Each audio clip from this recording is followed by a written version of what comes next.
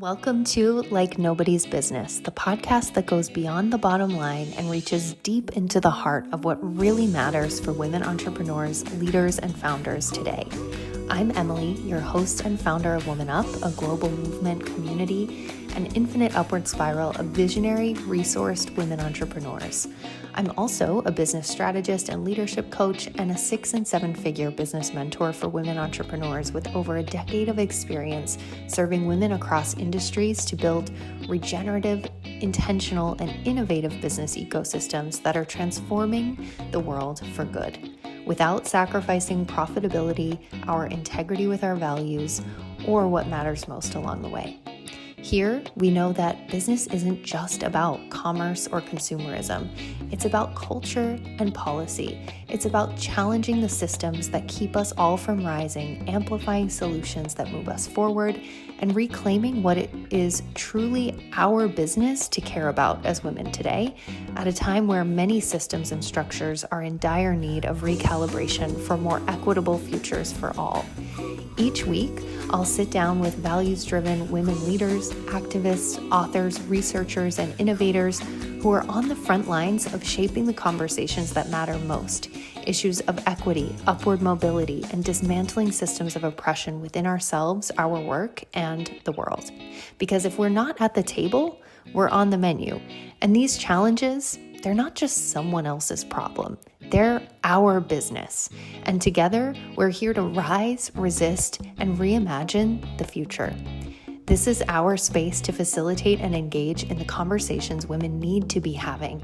It's time to woman up, get uncomfortable, be brave, and take bold action that blazes new trails, both in your business and beyond. So pull up a chair, get ready to be activated, and let's dive in together. We've got this. Hello, everyone. Welcome back to the show. Today, I'm joined by Gabriela Rosa, who is passionate about redefining what it means to scale a values-driven business in a traditionally patriarchal industry. As a Harvard awarded fertility expert and founder of the world's first virtual holistic fertility clinic, she's helped over 140,000 couples globally. Gabriela is excited to share how she's leveraged technology, accessibility, and a mission of empowerment to build a scalable, impact-led healthcare company that challenges the status quo. I'm so excited to have you here. Welcome to the show. Thank you. Thanks for having me, Emily. It's lovely to be here. And you'll notice her beautiful, gorgeous Australian accent from Yeah, Sydney. that you can't not notice. We can't skip over that. That's one of the best things to hear. It's like music. Oh, thank So you. good. Aw.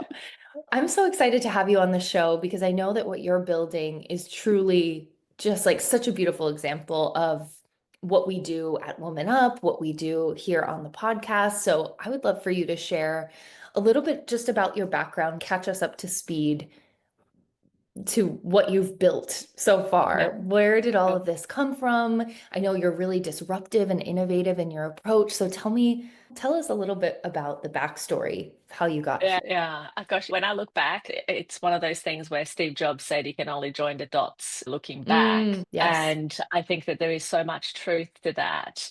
I've been in business now since 2001, and I have run my own business for that entire time. And obviously, there has been so many permutations and evolutions, and it has looked so many different ways. And certainly, when I started, it's almost, I think that any entrepreneur will have a vision of what they think or somehow are intuitively driven to create and to build early on.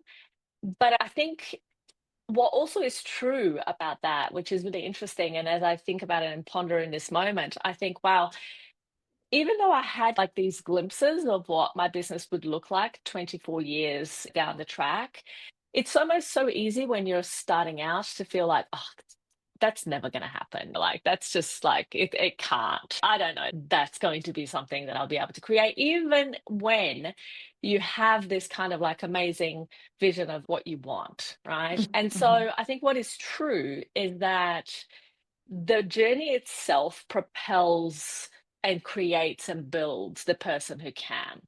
That is Mm. something that I have noticed, is that you don't become good at something by imagining it or by envisioning it. You become good at something by doing those things and putting in the work and the hours and the years that then enables you to say, yeah, I did that. I was having a conversation with one of my team this morning, and who was struggling a little bit in her managerial position. And I said to her, I said, listen, the only way, and she was like wondering if she should step down from her role or what she should do.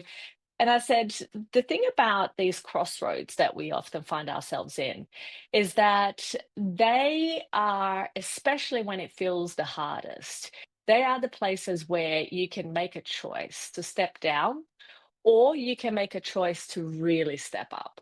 And sometimes that stepping up is going to require you crawling through a kind of like wall and going inch by inch and inching your way up that step up position. But ultimately, the only way you grow is by doing that. And so I think that's a good kind of frame and context to place where it is that I started to where it is that I am today. I originally trained as a naturopathic doctor, as a clinician, and I knew very early on that I wanted to work with women's health, and fertility became a part of what I started doing very much close to the very beginning of my career. And things happened along the way that strengthened my commitment to the process, but also demonstrated to me what was possible and what else I could do. And I think probably where we are today and where we have been for the longest time is that we help couples overcome infertility and recurrent miscarriage, even when other treatments have failed. And so, in that, as you can imagine, there is a lot of disruption because it's disrupting the status quo, the idea of what's possible, the idea of like, how else can this be done if not in standard kind of ways? And that has always been my thinking. It's okay, I'm not a person who is easily satisfied by what can be done and what can't be done. What I'm always Mm. going to be asking myself is, how am I going to do whatever it is that I envision? And the different kind of things that happen along the way that propelled, and at the time I didn't know that they were challenges and situations that were actually helping my stepping up. I just saw them as challenges that I needed to get through Yeah. or navigate somehow. And one of the biggest challenges that I faced in my business, I think, was one, understanding how to run a business. That was a very big, because there was a difference between, even though I was a sole, what sole trader is what they call it in Australia, but basically a contractor. So you're running Mhm. your own business under your own umbrella, but you're basically not really, it's not a company incorporated. And so I did that for the first kind of 6 years of my life, of my career. And that was it was a great start in being able to understand that you have to drive your own results to a certain extent, but you also have the foundation of support of the people that you are contracting to and their own leveraged resources, right? A sole kind of individual, you wouldn't be able to access necessarily or have as an employee as well. Right. So that was the first kind of step into entrepreneurship, as we call it today. But then about 6 years in, I thought, you know what? I'm nailing this whole preneur contractor kind of situation. I think I can step up to a new direction now and start a company and hire people and start building the vision that the kind of picture that I envision in terms of business. And that was a absolute great lesson in Mhm. how different a contracting solopreneur type situation is to having the full responsibility of a business owner. And especially when you have a startup slash small team And at the time, the very first kind of experience of that I had was just me as the clinician and the person who did all of the things, and having a receptionist, a Mhm. secretary. And so that was my first kind of step into that kind of new way of doing things, and realizing that, gosh, there are so many other pieces to running a business that I didn't realize and that I didn't even know.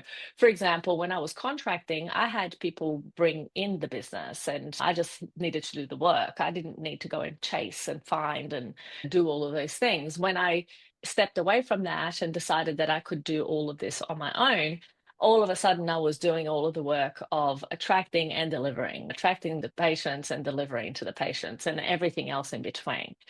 And that was that shift in responsibilities and that shift in what was required of me took some time in my mind. Like, I didn't quite have that so clearly defined and outlined as I do today. Like, now it's very easy. I can see those things very clearly and distinctively.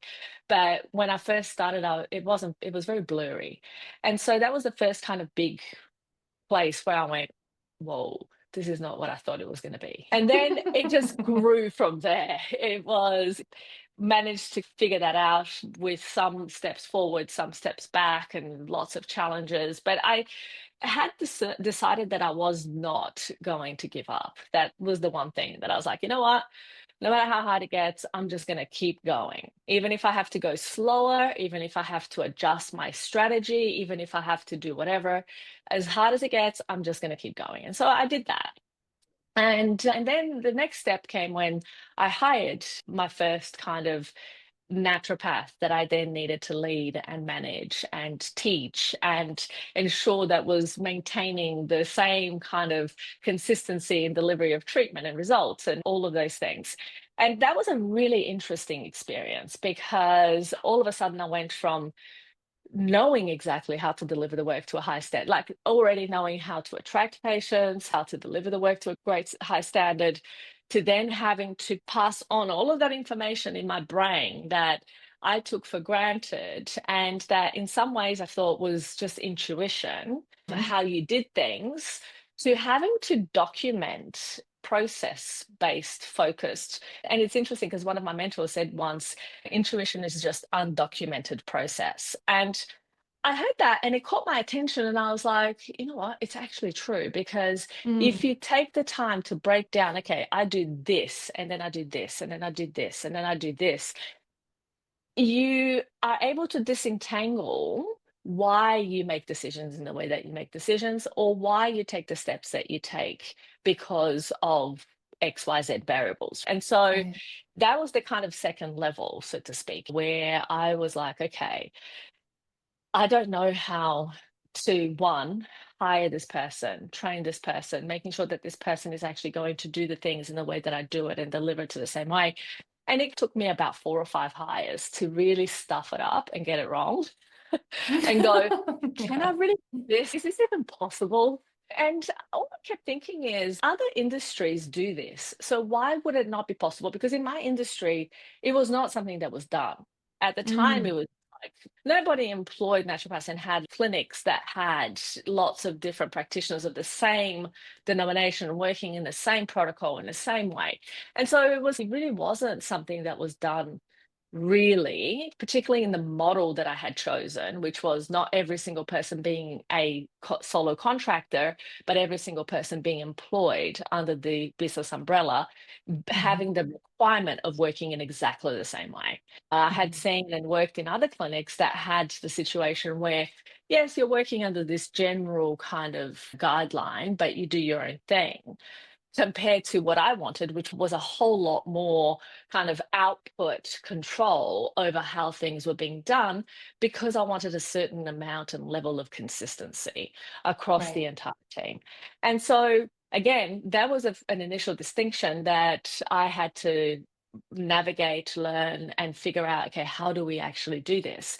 And so it took quite a bit of time to figure to make it into something that actually could work. And so then eventually I cracked that nut, as we say in Australia, and we basically went on to the next level after that, which was to have other teams that were operating in this kind of very same way. And then the thing that happened after that was me, as I finally managed to have that consistency across the team, have different clinicians, manage all of them in the same way, and we were delivering it in the same format. And then I got to the next level after that, which was for me to be able to actually have a clinical director that sat underneath me who was then overseeing all of those Mhm. practitioners and clinicians. And so those have been some of the evolutions of the business where then I have become much more. I'm very involved in terms of patient care, in terms of setting strategy for patient care and making sure that we've got all of the things that are going to be needed to deliver to the highest possible level of quality consistently across the entire team. That's the role of the CEO, right? So that Mhm. basically is very much what I do today. And I have team that are focused on every aspect and departments within the business. And obviously my clinical director that then ensures that consistency and procedure kind of delivery is followed through.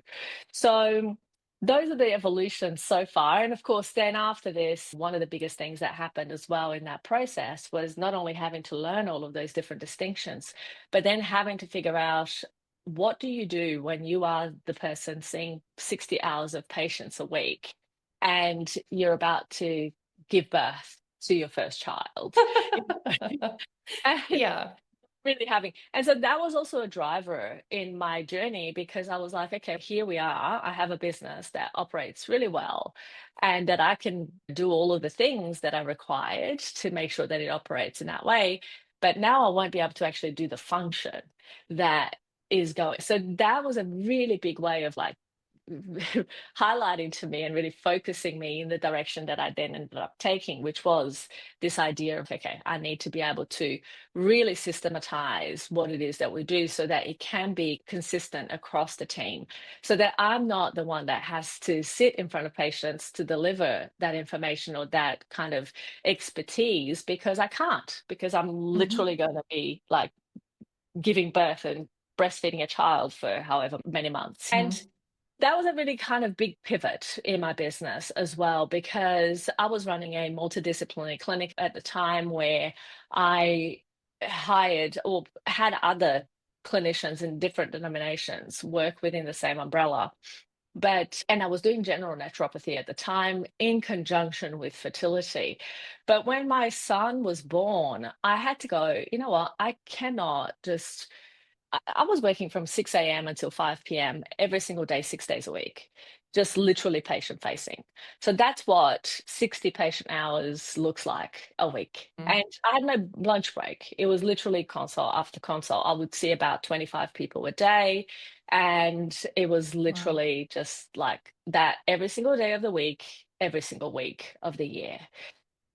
And so when I decided that I didn't decide, the life decided for Life me, decided. Yeah. it was like, okay, now this child is here. What do you do? And I thought, you know what? I have to change this business entirely because Mm. the way that it is, it's not going to work and it's not sustainable. And I had already been doing the 50% of the work that we did was solely focused on fertility, but I didn't at the time have a very heavily structured program in the way that we have today, and that really delivers the outcome. Like that was the thing. It was more people would come, they would pay for sessions, they would be followed through and taken care of throughout that entire scope and that entire span. But it wasn't like structured the way that it is now. It's like you pay this fee and we take you from beginning to baby and beyond.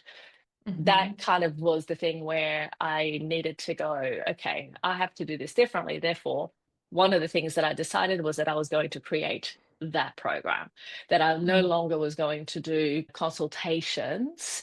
And so it was like, okay, this is all that we deliver, a full remarkable solution or nothing.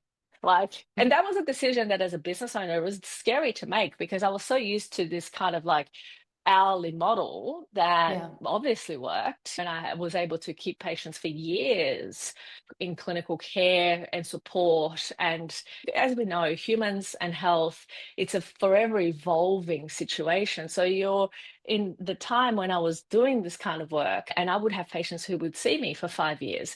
We were working on evolving that experience every single time through a full spectrum of what are you facing today that we need to help you Mhm. navigate. And so it was more than just clinical care. It was before life coaching was cool.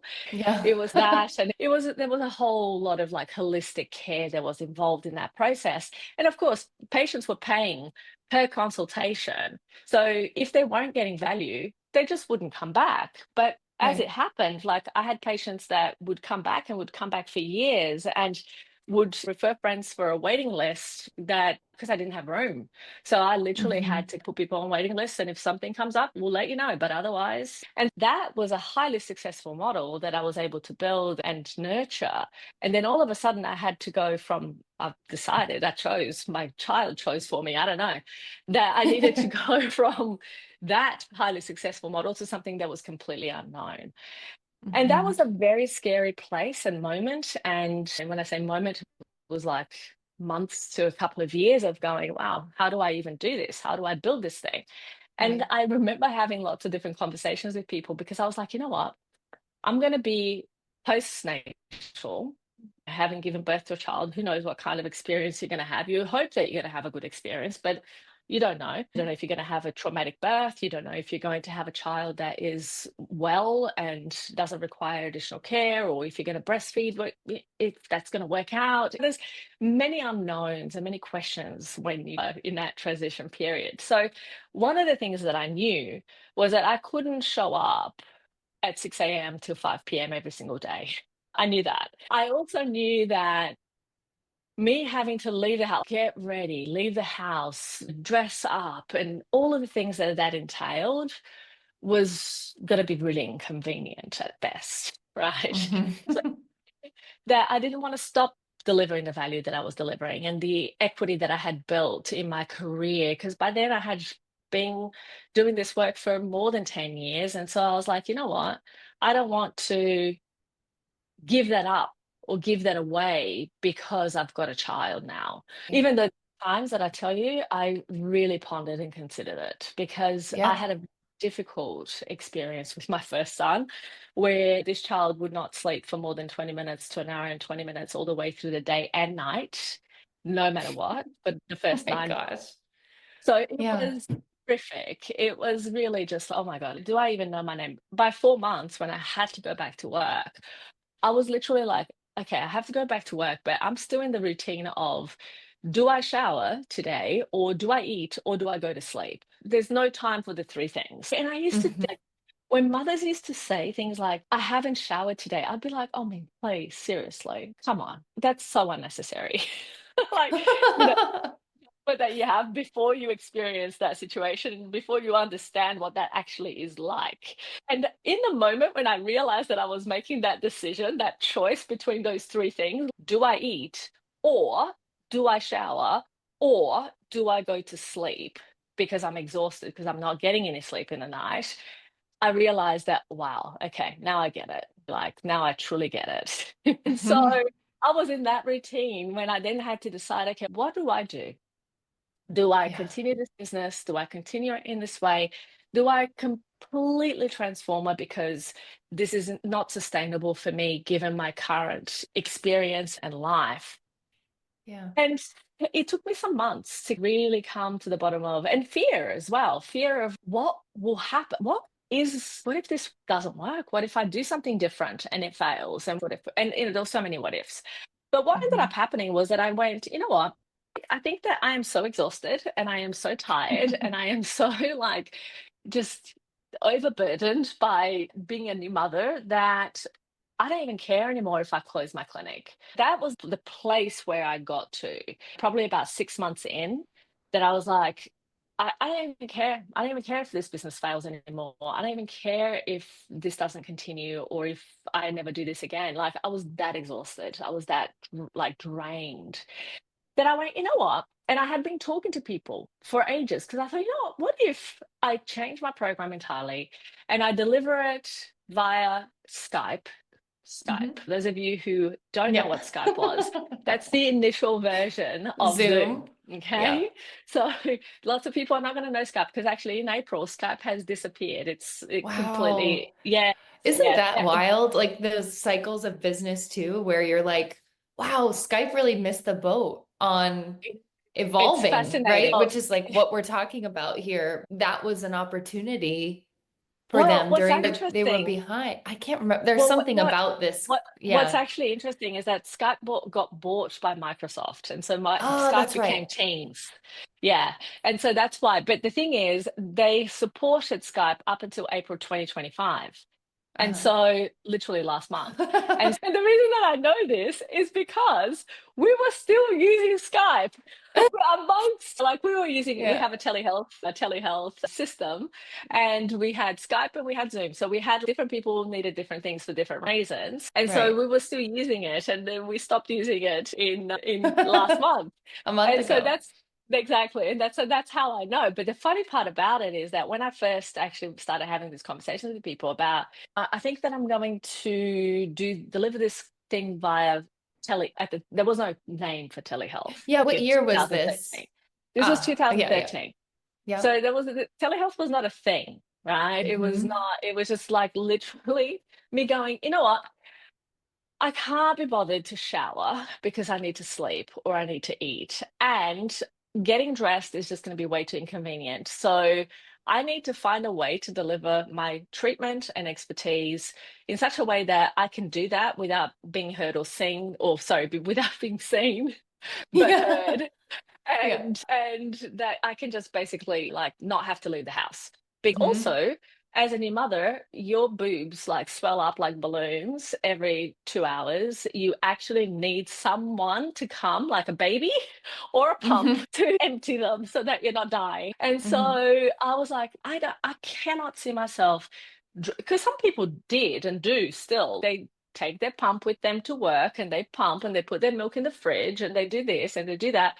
I was like, you know what? That just sounds like way too much hassle and I can't. So I basically went, phone. I'm just going to deliver this thing via the telephone because I had some patients already in the time that I was doing the consultations that I was doing that were, in fact, I had one of my patients who works in our clinic now delivering emotional support, who she had two babies in my program before I even knew what she looked like because her entire care was delivered by telephone. I had some of those patients already. And so that was what gave me the kind of confidence to know that one, it works. We've got babies, we can prove that. Two, it's more convenient. I don't have to shower. I can be disheveled and still deliver my expertise. And so phone became the first kind of avenue in which I thought, you know what? I think that this is going to be a viable option. And I used to talk to people, and people would be like, yeah, I don't think people are going to go for that. I don't think that's going to work. And I'm like, yeah, we try. And if it doesn't work, what's the issue? I don't Hmm. see a very big kind of downfall here. But it still took me months because I was trying to figure out in my own mind, like, how can this thing work and how do we actually do it? And if I do the first kind of initial consultations on the telephone and then to augment rapport building and all of those things, maybe we can use Skype and then they would have paid me money. So it's worth me actually dressing up to be in a video call. And Right. so I was like, yeah, you know what? I think that could work. And so I told my team, I said, listen, we're going to do this. And they're like, oh, I don't know. I don't know. I said, here's the thing. We're either going to do this and it's going to work, or we're going to shut down the business. And either way, I don't really care because I was that exhausted. And we just took the plunge. I just went, you know what? I'm just going to do this thing. And so I did it, and it started. It really was, to me, it was like just normal. I used to, and for people it was not normal, mind you. I had people who basically I would talk on the phone with, and they would ask me, the number one question I used to be asked is, so where is your clinic based? Like, where do I actually go for treatment? I'm like, no, you don't go anywhere. This is how we actually interact. I give you the things that you need to do. And so basically it's very convenient for you. You can have this Mhm. conversation from anywhere that it works for you. Oh, that's okay. Yeah. No, I actually really would prefer to go somewhere. What? Isn't that funny? Now it's so funny to think about this because I started my business in 2013, 14 as well. So that was like, I was always virtual, but that it was weird to be doing what we were It was doing weird. then. Very weird. Now it's duh, everybody's used to that. The pandemic made it so that everyone was realizing, like, oh, this is just like actually very possible and we can adapt. But at the time, it was just like such a weird, like taking this People plunge couldn't now fathom doesn't it. sound like that big of a deal, but then consumer behavior was different. What people's Yes. expectations were different. The way that you Yes. even, Yes. the tools and technology were so different that Mm. we were, in a way, like women like you and I at that time, we were actually like creating totally new models of doing business because the Yeah. traditional ones did not work if you wanted It to didn't work for have a us. baby. Exactly. If you And I want, if think you that, were it's so yeah, many conditions, but like we yeah, were literally like, I think people don't realize this now, but it's something that's been coming up for me recently where I'm thinking like, oh, you don't realize when you're doing it, but in retrospect, like you said, the dots connect looking back, you realize, oh, women created like, what do they call that? Like a shadow economy of doing business online before that was like yeah, really yeah, like a mainstream thing. We like built yeah. it out of necessity because that's what we needed to do if we wanted to also work and have our other desires, needs met, which is Match. really actually, it's Absolutely. just so wild to think about in 2025, looking back. Yeah, yeah. And what's interesting about that too, and I think that one of the biggest things is how often, and this is a big lesson that I learned, is that people actually, I made it work, right? Like I Mhm. actually made my business extremely successful in a format and way that had one never been delivered or done before, Yeah. and in at a time that was unthinkable that would actually be a way to do business. But and especially in healthcare, Mhm. because at the Right. time, and it was what was really fascinating is that I started my master's in public health at Harvard before pandemic. And I used to talk to some of my professors there, and they would ask me questions like, so you're delivering this thing how? Yeah. What? And I'm like, Yeah. yeah, this is what we do, and this is what we've been doing for years. And I remember having this conversation with one of the professors who basically runs all of the EMR systems, all the electronic medical records in one of the big Harvard affiliated hospitals, and he's the medical informatics for the hospital, the entire MGH type Brigham setup. And he was like, so tell me something. Does this actually work? And I'm like, yes, it works, and it works really well. And so then I remember him actually pulling me up one time in at a lunchtime to talk to this other professor to tell him what it is that I was doing because he was like, this is so foreign to them. And then, of course, when the pandemic hit, It's all so I can tell funny. you is that IVF clinics were going out of business. IVF clinics were panicking because they had to shut down services. They couldn't do elective surgery. Egg retrievals were Mhm. considered elective surgery. So there Mhm. couldn't be elective surgery done. There was stop of treatment for many patients. People didn't have access. So then all of a sudden, from day to night and night to day, there had to be a new way of actually being able to support patient care because also before the pandemic, there was no payment for doctors delivering telehealth. So basically, if you had a consultation that was delivered via the telephone or a video conferencing structure, insurance companies would not pay for those consultations, even though they were essentially treatment, right? And so many doctors would not actually want to engage in having telephone consultations or telephone follow-ups because they are not paid for that. Whereas if a patient came into the office for a 5-minute consultation, they would be reimbursed for that. Right. And so there was that medical healthcare system flaw built into the process, into the system. And it wasn't a Mhm. flaw, it was done because that was the way that things actually worked and operated. But when the pandemic hit and people couldn't actually go and see someone, Zoom obviously took off and became the viable way in which people could actually connect and interact and deliver consultations and information and all sorts of things. And then it just became something that was just normal. But what was interesting about that is that overnight, literally overnight, I started hearing the opposite of what I heard for the 10 years that preceded it, which was, so do I need to actually go somewhere for this consultation? Can I just do it over Zoom? I was like, wow, that was like a line in the sand Whoa. moment. Like There was something before and has after. changed. Exactly. So Yeah. this is the before Christ and after Christ. This is like the before pandemic, post BP. pandemic. Yeah. And that was an interesting kind of, I guess, change that I noticed, is certainly quite immediately. But that's how things evolved. And I think that one of the biggest lessons that I derived from that entire kind of timeline is just the fact that innovation has to be a continual, has to be inbuilt Yes. in the DNA of an organization, because otherwise, like you said, had Skype not been bought and had it just fizzled out, it would have been because it didn't actually take the opportunities in the marketplace that were available to them, and they didn't innovate fast enough or whatever it is. But the Hmm. reality is that is within, especially now with AI, if we think about what's possible today in 2025 compared to what was possible even just a year ago, Hmm. literally, it is insane.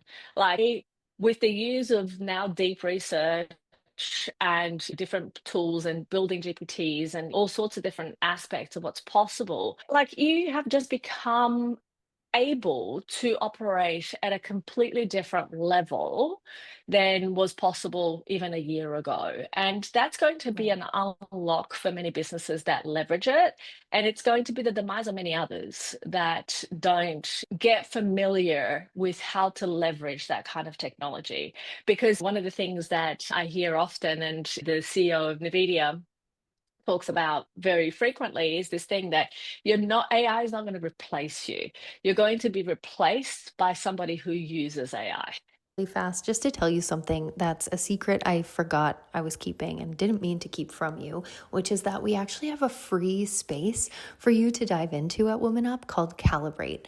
I was asked recently if we have a monthly option or a trial to test out the community before joining us for a full year. We don't, and we've actually tried that before, and ultimately we made the choice to not offer it because it was actually a disservice and antithetical to our teachings, values, offerings, and integrity of our space, which is truly founded on transformational, deep, long-term relationship building and community participation and engagement, both of which require commitment. Because actually, all transformational change, evolution, and growth requires the precedent of commitment. That being said, I know that you want to make sure that your investment will be aligned and that the work that we do at WMNûp is the right fit for you and your business at this point in time. And if you haven't already felt that through listening to this podcast, Calibrate is the perfect way to kind of test it out. And we solved this problem just a few months ago and admittedly have not been too vocal about what that pathway looks like for you. So I'm popping into the podcast today to let you know about it and let you know that we've built this entire free space for you inside Calibrate on our Circle platform, which is where all of our other programs and services are offered as well. So for those of you who are curious about becoming a member of the community or maybe applying to one of our mastermind experiences, Momentum if you're growing to 6 figures plus, or the Leadership Mastermind if you're scaling from multiple 6 figures to 7 figures and beyond, this free space will support you to plug into our frequency, our vibes, our ethos at Woman Up, to begin to calibrate up to your next Woman Up moment and initiate your infinite upward spiral of evolution and a new way of leading, growing, and scaling a regenerative business ecosystem with intention, innovation, and impact.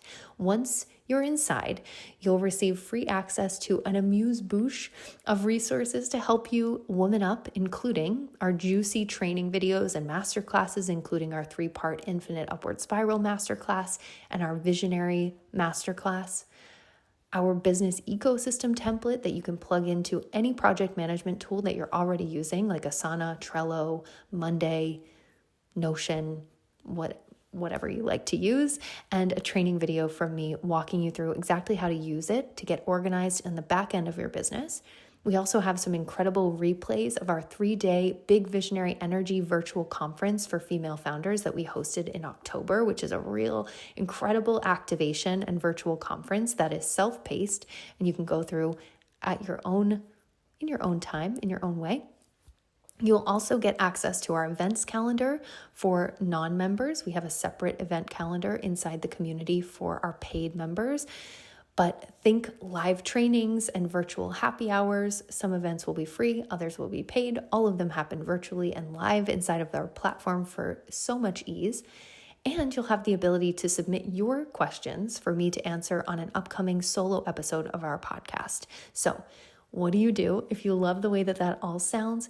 Jump to the show notes and click that link to join Calibrate and get yourself plugged into our ecosystem.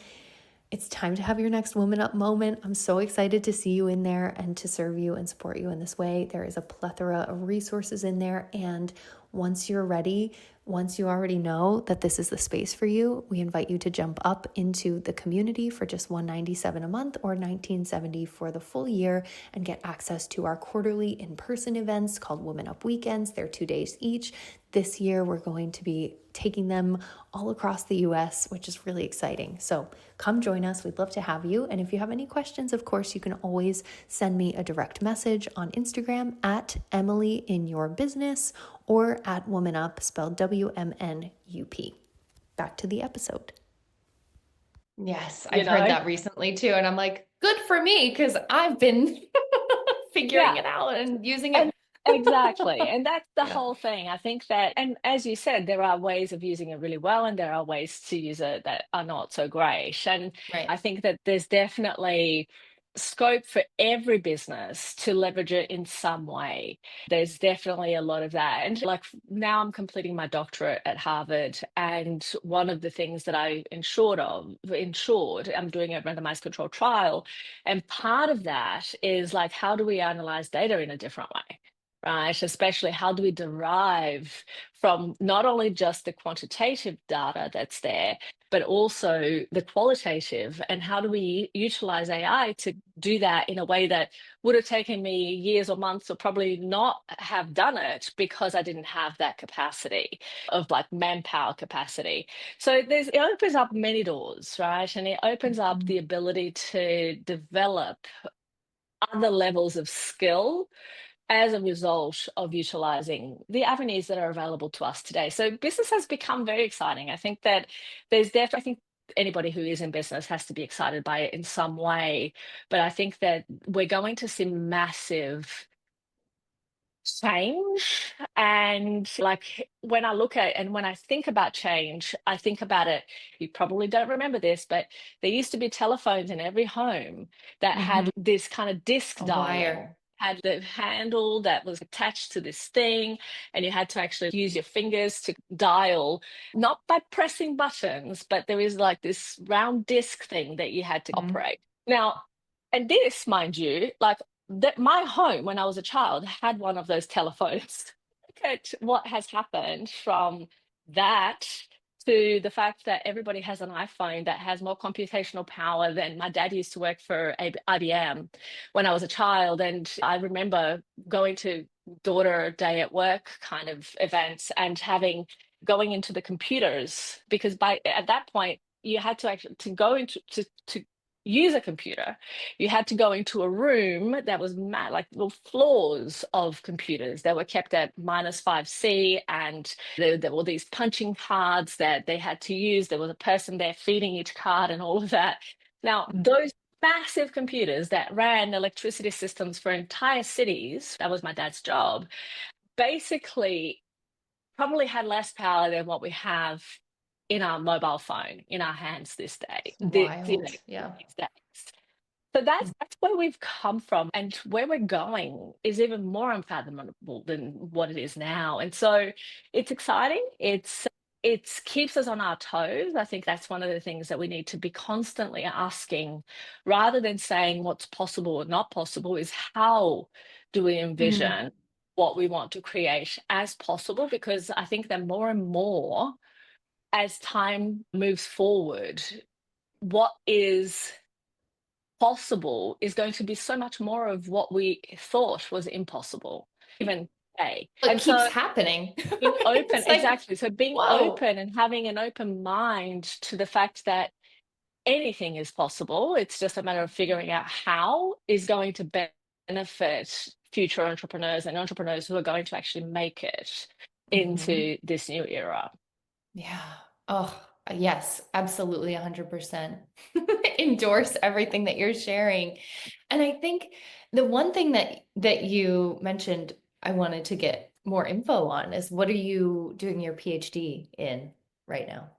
Is it fertility So related or something else? related. I'm doing an intervention, and what's interesting is that the reason that I've picked the project that I'm picked is really more because of the actual procedural like the process Mm. that I want to be able to develop capability in, which is running randomized control trial. And Hmm. so it's not that important what I'm actually doing the topic, although the topic is really interesting to me.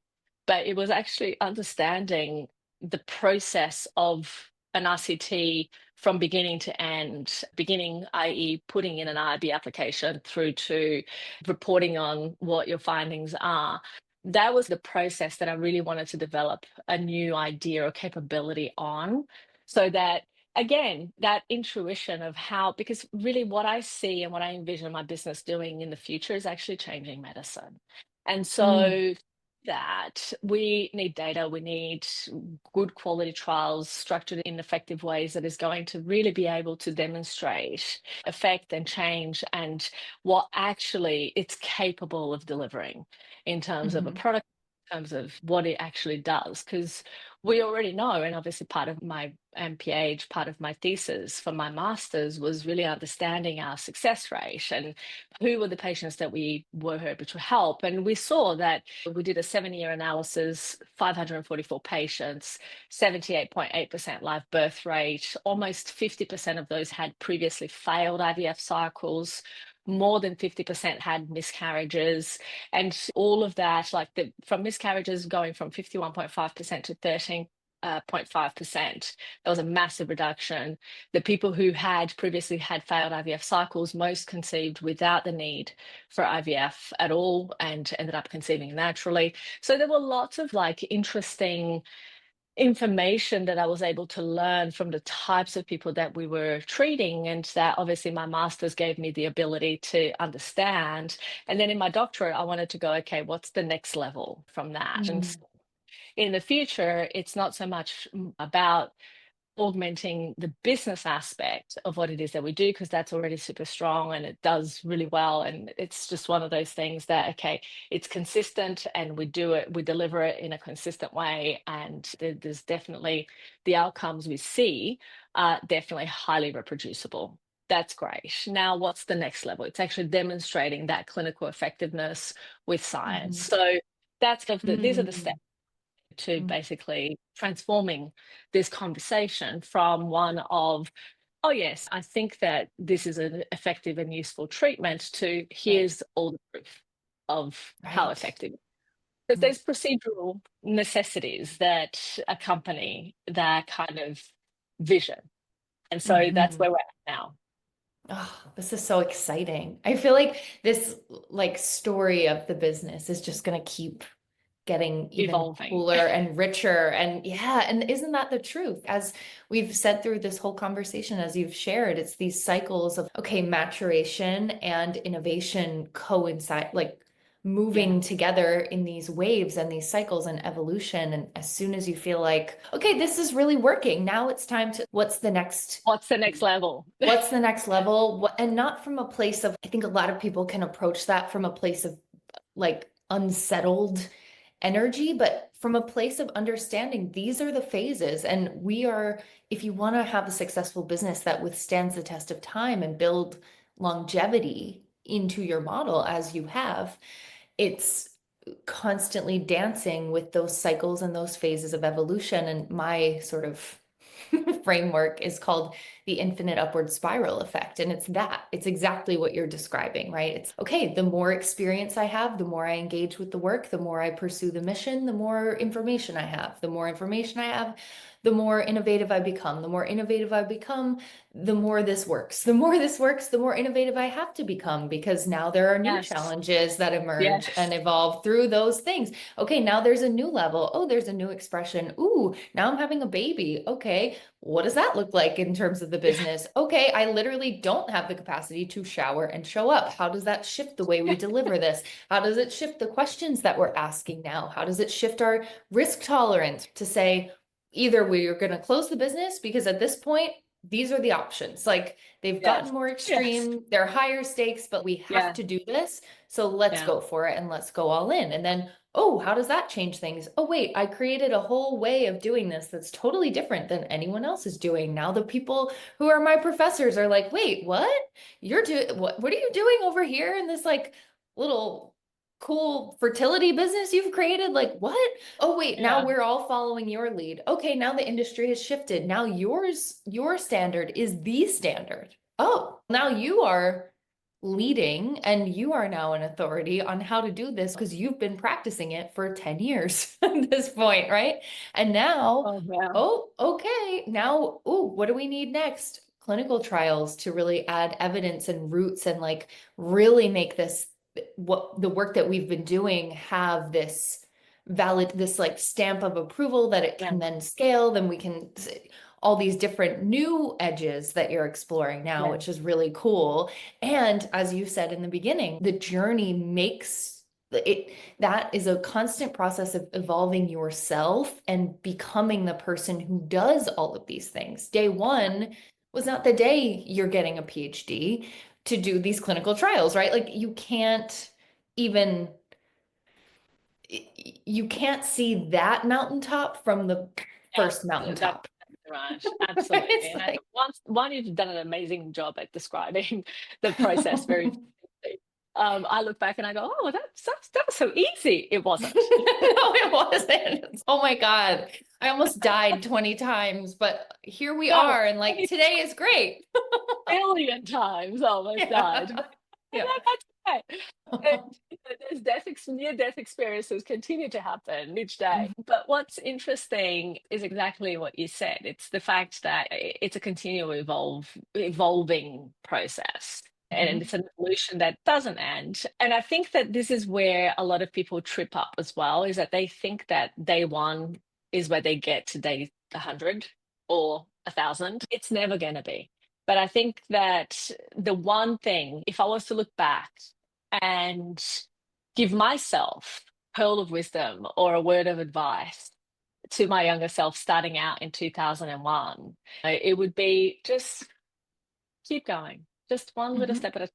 You don't need to compare yourself to anybody else. You just need to keep improving incrementally upon what you are able to deliver today. And if tomorrow you can deliver one additional little thing, that's great. And just keep doing that, because that builds and it adds up. And compounds. You know, yeah, absolutely. And I think that's the one thing. And if there was kind of wisdom or thought that I would take from here into my future, is exactly that. It's like, this does not have to be any more complex or any more difficult than tiny incremental improvement moving forward. one thing, you do this one thing really well, you just add another little thing and you just bring that to the new standard and you just keep Mhm. evolving your standards. And I think that really is where it's at. It's that people think that they have to do a whole lot and that they have to do more and more, when actually what they need to do is better. It's not, it's so infrequently about more than it is about better. I love that. And I'm also wondering just selfishly, because I feel like we're in a similar moment, even though you're in a different moment and I'm in a different moment, but like a similar moment of, okay, you have a business that's working and also you're doing, PhD, I'm doing an MBA, like this moment of balancing it all. How are you figuring that out right now? Because that for me is like a bit of my edge, although I'm noticing like, okay, every day it's getting easier to hold that more Yeah, better. I think But that's the really interesting things about business and about how you develop yourself in business. One thing that I noticed for myself, and obviously I've had many iterations of this because I've done two masters and Mhm. a doctorate in that process. And so I've had to each time, and it's interesting because each one of my masters were done at a particular moment. Like my first master's, which was my master's in reproductive medicine and human genetics, I did that just before I had my first child. Then Mm. I did MPH at just after I had my second child, like about 2, 3 years after I had my second child. And that was also a really interesting point of not only before I had my first child and before I did my first master's, I had less responsibility. I had to Mhm. expand my ability beyond what I thought was possible. If you had said to me, I, before I had children, that I was going to do all of the things that I have done since, including a doctorate with two children, a business, and everything else that that entails in a different Mhm. country, mind you, because my children are in Sydney, I'm in the Oh my US. gosh. It's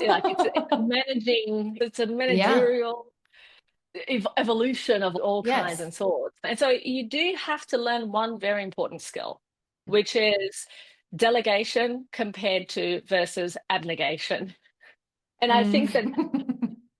thing because or abdication, sorry. So that's one very important thing because what happens is that when you delegate, obviously, and you learn to delegate well, you delegate in such a way that you're still responsible for the outcome. Right? You're Mhm. not abdicating. You're not basically saying, do this, and then you forget about whatever the outcome is, because you are interested in the outcome. I'm interested that my kids are supported and happy in the day to day and able to do the things that Mhm. they need to do and have the support that they need and all of those things. So I've had to figure out ways of delegating the activity of being a mom Mhm. remotely there and coming back and forth, as well as my business, without losing the outcome focus. Mhm. Because Mhm. otherwise, you're just abdicating. And if you abdicate, you may or may not get your outcome, and you may or may not get the results that you're looking for along the Mhm. journey, along the process. And so Mhm. I think that distinction is important to understand. And I'm not even talking about life in general right now, just talk about tasks in your day to day and how you actually delegate a task to somebody. Do you delegate a task by telling them what it is that they need to do, asking them to repeat back to you what they understood, setting an agreement on a time frame and a deadline and when they're going to get back to you about that, and what is the expected communication cadence whilst the project is underway. So you have agreements around all of those things. And I have to say, like, one of the most important things that many business owners and managers fail terribly at is actually setting the expectation of one, understanding that the person that you're delegating to actually understands the task. You'll be so amazed 8 out of 10 times that you very clearly think that you've explained yourself so well and so clearly and so concisely, and that you think the other person is understanding what it is that you're asking. They understood something completely different. So the one thing that I have as a Yeah. rule for myself and all my team is, okay, if you're going to delegate a task, the first thing you're going to do is you're going to put it on paper. You're going to give it steps. You're going to give it a deadline. You're going to give it all the things in writing. You're going to then ask the person, tell me what you understood. Tell me what this complete job, like when you stamp complete, what does that look like?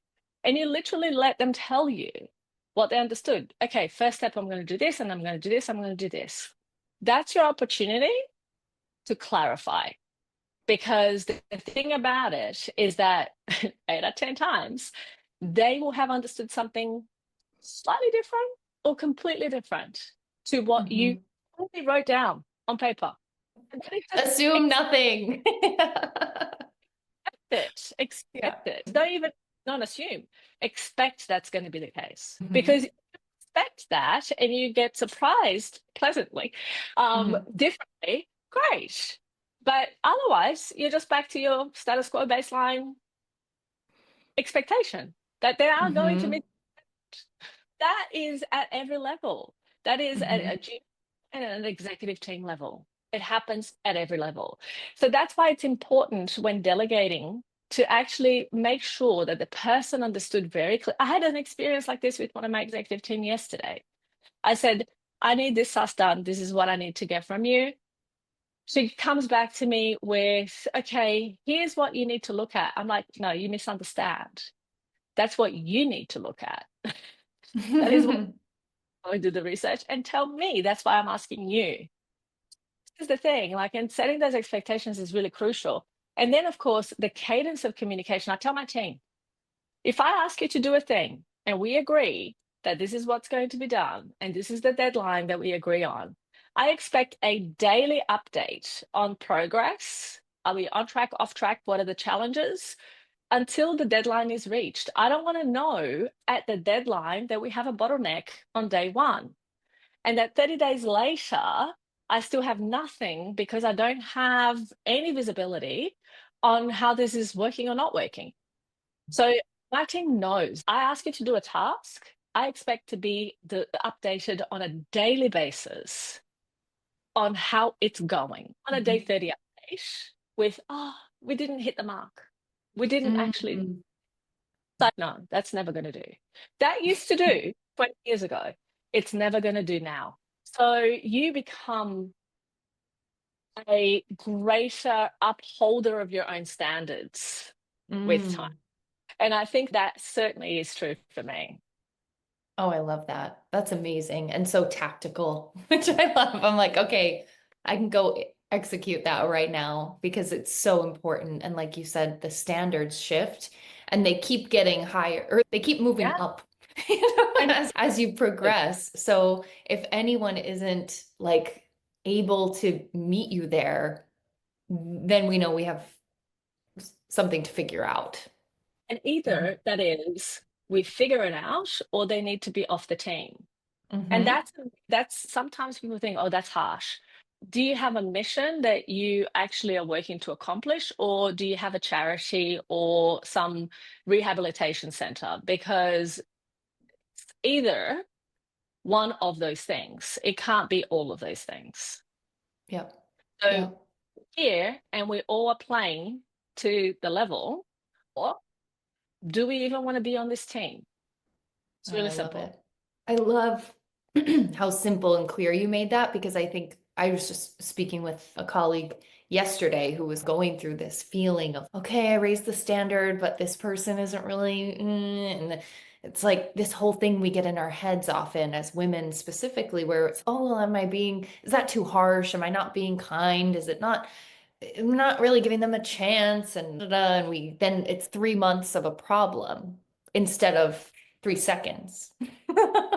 Pretty much. Yeah. And it's interesting because one of the things that I'm working on right now, in fact, I was working on this just before we got onto this conversation, is a self-assessment tool for my team to go, where are you? And in your role as either a solo contributor or a coordinator or a manager, and of course, my role as a CEO, where do you fit in those boxes, first of all? And then whatever it is that you fit in those boxes, where is your performance at? Is it below average? Is it average? Is it above average? And what do those things actually look like specifically? What does it Mm. look like to be an average manager compared to a above average manager compared to a below average manager? And are you really being a manager if your key responsibilities of a manager are these, but you're actually essentially contributing the key responsibilities of a coordinator? And Mm. does your pay, is that commensurate to the contribution and the value that you bring into the business? Because people are Mhm. very quick and easy to ask for pay rises. But Mhm. hang on a second, where are you delivering? Mhm. Let's have a look in this matrix. And then it's interesting because then people self-assess and regulate themselves without you having to say no to a pay rise because they're not actually performing. I had Very this conversation interesting. recently where I'm like, okay, you want a pay rise and you want a pay rise that is 3 times what you're having now, let's say, okay? And tell me, where are you contributing in this framework? And what level are you contributing at? Where are the skill deficiencies? Where do you need to improve? Now, based on all of that self assessment, what is the pay that you're actually asking for? So I don't have to say, actually, your contribution is not at 100K level. Mhm. Contribution is set at 70 or Mhm. 75, but you're telling me that you want 100. So tell me what you're going to do to get there. So then Right. it becomes less about me having to tell someone what they need to do and where they need to improve, than them having the realization and the understanding that, hang on a second, if I truly say that this is what I want, then how do I need to show up consistently to Mhm. own the box of manager or coordinator or whatever it is to actually earn the right to ask for the salary that I want to have? So that all of that comes into, and I think that part of that, you, as you longer in business, you start to realize that it's not harsh to be objective. And that's Mhm. the really important thing is if you have objectivity and you literally are either on track or off track, and people either own their box or they don't own their box. Like one of the conversations that I had today already was, okay, which box do you fit in? Are you an individual contributor? Are you a coordinator? Are you a manager? And this person has a manager title, and they are fully owning the coordinator box, but they have some attributes of the manager. I said, listen, I don't have a problem with you keeping the title, but I think that tell me, where do you feel that you sit? And the person self-assessed correctly. She said, I definitely own the coordinator box and I have some attributes in the manager box. I said, okay, you can't be half pregnant. So either you are or you aren't. If you own the coordinator box and you have the manager title and you're not operating at that level, there are some skill deficiencies. What are they? What do we need to work on? Based on that, and based on other goals and other priorities that we have, what's the commensurate salary? And it was I didn't have to say, no, you are not going to the end bracket of a manager level for this role because you are not performing at this role. If I had to tell the person that rather than objectively demonstrate, there's room for emotional upheaval because then I'm saying that you're not worthy. You're not worth that salary because you're not performing. But when you get people to self assess objectively, you're not the one saying. And then you either agree or you disagree. And if you disagree, you can say, okay, look, here's where I agree with you. Here's where, what do you think about these other areas? And the more that you let the person understand where you're coming from rather than telling them, the more that, and the funny thing is that having these conversations to begin with they might feel like they either feel uncomfortable or don't come naturally because people are unused, unaccustomed to having these conversations. When you start having conversations in this way, it's very unemotional. It's very, this is what we see. This is what, are we both seeing the same thing? Yes. Okay. Then tell me, what is it that you see versus what it is that I see? And then you have that conversation about, okay, look, I see this and I see this. Okay, great. We have an alignment in the things that we see, or we have a misalignment in the things that we see. Let's figure out what's creating that misalignment. And then we go, all right, so this is the gap. This is the place of misalignment. Let's figure out where are the common ground pieces there and what is it that we need to do. And then you actually have a conversation to understand that person's perspective versus your perspective. And then you can actually come to common ground.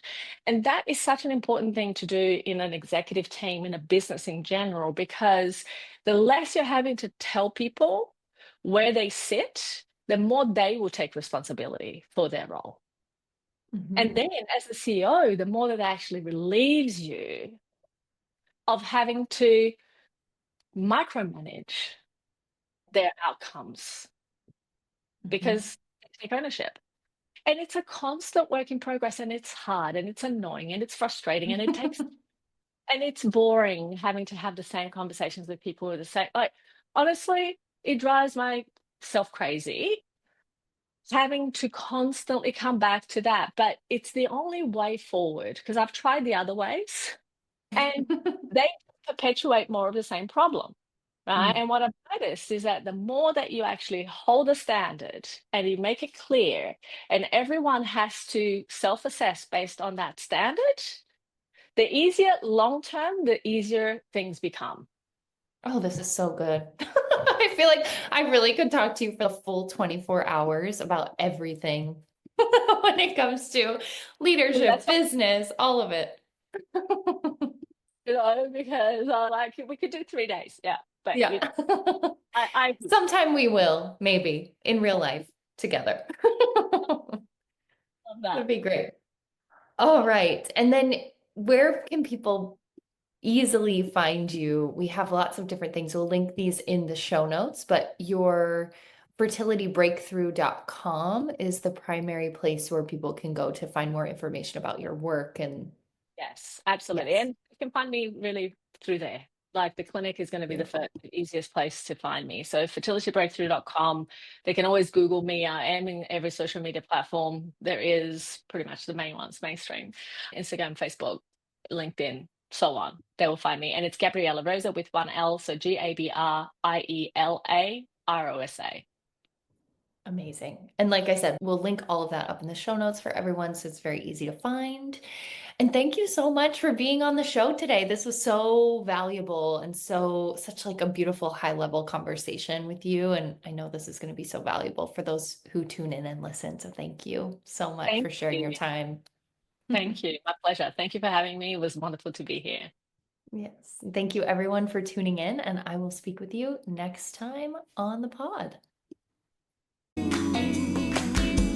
Keep your mind wide open, keep your soul aligned. You've got all the answers waiting there inside. You're not alone. Take a throne like nobody's business, like nobody's business.